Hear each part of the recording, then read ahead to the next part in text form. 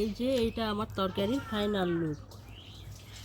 আজ আমি রান্না করছি মাটির চুলায় একদম টাটকা টাটকা বেগুন দিয়ে আর আলু ঝিরি করে দিয়ে ছোট মাছ দিয়ে রসা রসা তরকারি।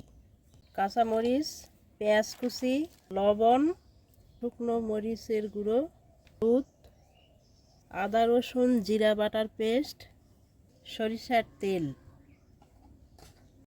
এখন সুন্দরভাবে হাতে মাখায় নিব। এখন আবারও মাছটি দিয়ে সুন্দর করে মাখায় নিব। মাখানো শেষ, এখন পানি দিচ্ছি, ঢাকনা দিয়ে দিচ্ছি, চুলায় উঠাই দিচ্ছি।